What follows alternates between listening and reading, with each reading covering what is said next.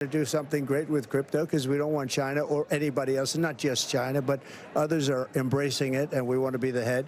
We're going to be ahead of AI. We're going to be way ahead of AI. And Donald Trump's World Liberty is buying this altcoin. Could Avalanche be the next legacy coin to pump? And Solana's just taken over ETH in one key metric, but still lags behind in market cap.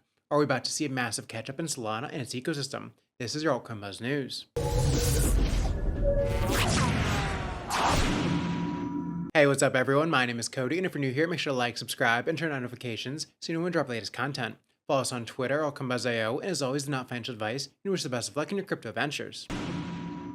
Alright you guys, happy Friday. Bitcoin is doing exactly what we thought. Yesterday we thought it would probably come down here to around $99,000. It has come there. It seems to have bounced so far. So as long as we continue up from now, we're looking pretty good on Bitcoin. Everything is looking good so far. And Eric Balchunas, the senior ETF analyst at Bloomberg, he wrote, new report from BlackRock today that they recommend 1 to 2% exposure for Bitcoin ETF. First time they gave a specific number. They put this out because they had so much incoming questions on how much. So you can see here, they actually put out official press releases on how much Bitcoin to allocate toward your portfolio. And they say 1 to 2%. So if this is going out to everyone and major institutions as well, 1 to 2% is massive. So Bitcoin still looking amazing. Then we also have Thomas, who wrote, BlackRock recently just bought another 4,295 Bitcoin, and they're not stopping. This is the chart of inflows on the BlackRock ETF.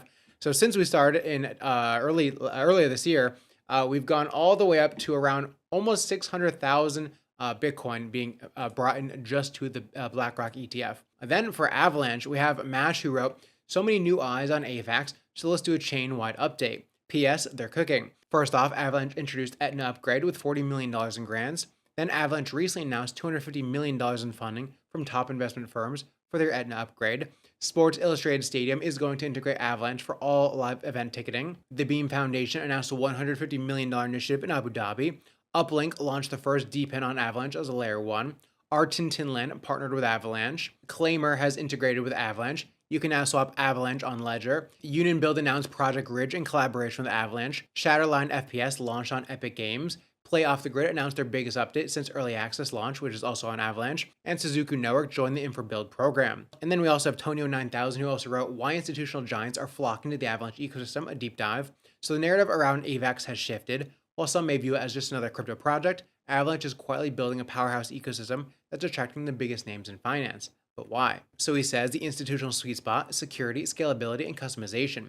Scalability, unlike congested blockchains, Avalanche boasts blazing fast transaction speeds and low fees, crucial for real-world applications.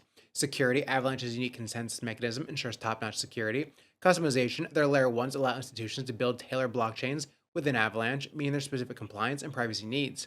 And there's also the power of partnerships. Avalanche isn't going out alone. They've strategically partnered with key players across industries, like the financial services industry, with JP Morgan and their Onyx and Apollo Global working on Project Guardian, which is a collab focused on RWA tokenization, a game changer for TradFi.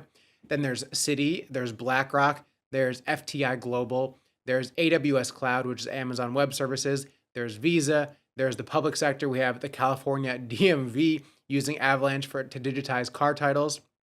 There's so many partnerships with Avalanche, and Avalanche is one of the ones that hasn't been talked about enough yet this cycle, but it's actually doing very well. So on the high time frame, you can see we're coming into this level of resistance here around, what is it, around 50 to 53 to around $55. So we've wicked up into this level of resistance, and I think now we're going to consolidate like this. We're actually probably going to consolidate sideways just underneath here, which is actually bullish when you consolidate under resistance. And then we're probably going to break through at some point, probably fairly soon, and then it's going to hopefully then, do a little bit of a retest, and this is where you want to long. You don't want to long it now before before it breaks through, because it could just, bump into this resistance again and then fall down. You want to break it when it does the retest, or you want to long it when it does the retest. So once it does some sort of breakthrough resistance and then reclaims it as support, that's where you want to long it. So Avalanche is looking great, and this is also a long that I'd like to be taking, and I'll probably set alerts for as well. So once we come up to around $55, I'll be looking to trade this as well. Avalanche looking amazing. Then we have a Spot On Chain says Donald Trump's World Liberty Financial continues to accumulate Link in AAVE. So in the past 5 hours, this fund further bought 37,052 Link for $1 million, and another 685 AAVE for 247,000. In total, they spent $2 million to buy Link at an average price of $25.51, and they bought $1.25 million worth of AAVE at around $308. So Link and AAVE also doing absolutely insane. Link actually wicked up into $30 today, which is amazing. And so Link is actually looking great on the high time frames. I think what we're going to see for Link, whoops, didn't mean to do that. I think what we're going to see for Link is probably, oh, there it is. It's finally loading. I think we're going to see this for Link. We're going to see a little bit of a consolidation. We're going to wick into this high time frame resistance, which is $35. And then we're going to consolidate again, like we just showed with Avalanche, kind of pretty much same thing. Consolidate like this. And then eventually we'll break through this resistance at around $35. Not sure why it's taking so long to load today. But we'll break through this resistance afterwards. And I think Chainlink is probably heading towards $100 this cycle, at least $55, which is a previous all-time high. And so Chainlink recently said World Liberty Financial and Chainlink, and Lunar Crush Social also said Chainlink's price just broke out to its highest level since November 15th, 2021 on continuously accelerating Link social activity. So in tandem with price, usually there's a lot of social activity. So Chainlink is getting a lot of social mentions across X, and I'm sure Instagram and TikTok as well. So all of this is just, when it gets talked about a lot more, the price goes up. So, you can track that as well. And then we have Crypto God John, who said, Link honestly looks like it's going to $100 plus in 2025. And I tend to agree. I think actually Chainlink, with how, big institutions are buying this now, World Liberty Finance, Donald Trump is literally buying this. I think this is probably the cycle that we go to $100 for Chainlink, which would be actually a crazy valuation, because you could have bought it for $3 to $5 for the past 2 years. And then Nick also writes, Link surpasses SHIB in market cap. Doge is next. Link at Doge market cap of $60 billion with about $111 per token, which is actually crazy because $60 billion is not that much for Chainlink. So $111 is definitely possible in the near future. So hopefully we head there soon. We're currently sitting around $28. So 111, we're looking at around a 3 to 4x on that. And then Cherrypick also posted a pretty good post on AAVE saying AAVE has surged 36%, reaching $385. This growth coincides with a record-breaking TVL of $35 billion, surpassing its 2021 peak. What are the on-chain metrics telling us about this rally? So first off, the MVRV, or market value versus realized price, the current ratio stands at 2.08, indicating the market price is 2 times higher than the fair price. And for context, during the 2021 bull market, AAVE reached an MVRV score of 4.76, which was a realized price of $145, meaning we could still go higher on this scale. We could go higher in price, which is like a speculative price versus like what the actual price should be. So we could go up to a 4.76, which we did in the 2021 bull market, because we're only at a 2.08 right now. And as for whale activity, significant AAVE whale activity and profit taking is not observed yet. Large transactions remain steady with no major spikes now. And the data shows we're still far off of an overheated level of the last bull market. Many holders and whales seem to be waiting for better conditions to act. What are your projections? Share your thoughts. So AAVE did, 660 last bull market. Yeah, 680-ish last bull. Yeah, 666. I think we're probably going to around 1,000 to 1,200 for AAVE this cycle, which is another like 3 to 4x on AAVE. If, like I said, same thing as Chainlink.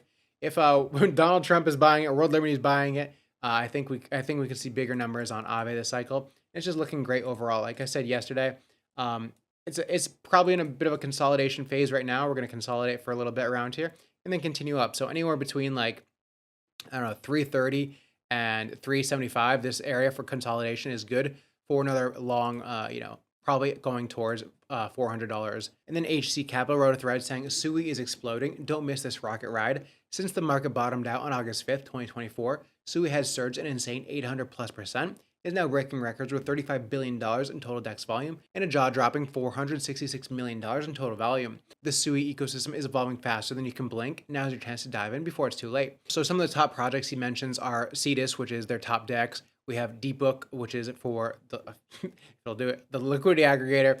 Then we have So then we have Sui name service. Then we have Scallop Lend. Then we have Navi Protocol, Sui Lend, which we've talked about. Bluefin, which we've talked about yesterday, which actually just launched, which is a kind of like a competitor to Hyperliquid.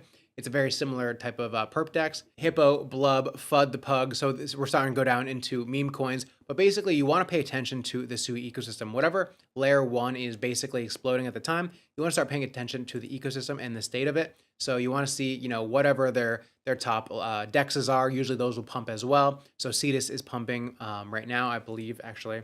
Cetus, the top dex, which, yeah, Cetus is pumping as well. So I think I actually just took a position in this. So Cetus is looking pretty good here. It's pumped up. It's reclaimed this level. So this is their top dex. So you want to pay attention to these top ecosystem plays on these layer ones. And Sui definitely has a bunch of them right now. And then we also have Crypto Banner who said Sui plays. What am I missing?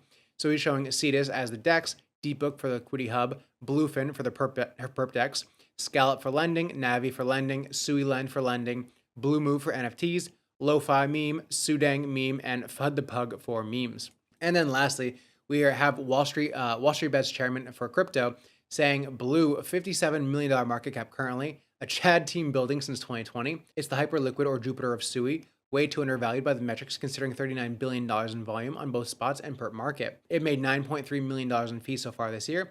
It's a no-brainer of a gem on the Sui ecosystem. And so we were talking about this yesterday, how Bluefin actually was just launching and did their airdrop as well.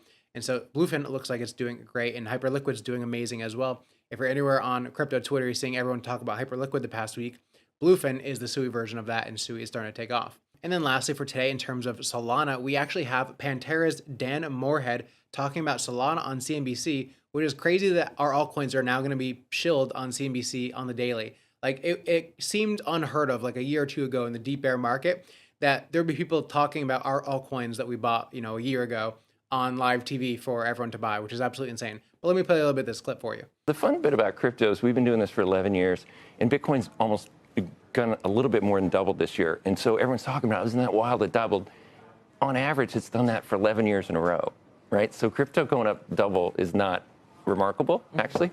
And so we're normally long because we think the markets are going to go up, another huge amount, like another order of magnitude possibly. So we're typically long. We're always just looking at which other tokens are interesting. We have a big position in TON, Telegram's token, Solana, Ondo. Those are some of ours. So big things coming for Bitcoin, Solana, Ondo, and other coins that he mentioned. But Solana in particular is becoming the only chain to break Ethereum's 8-year streak as a top choice for new developers. This is according to Electric Capital's 2024 report, showing that 7,625 new developers joined Solana, surpassing Ethereum's 6,456 this year.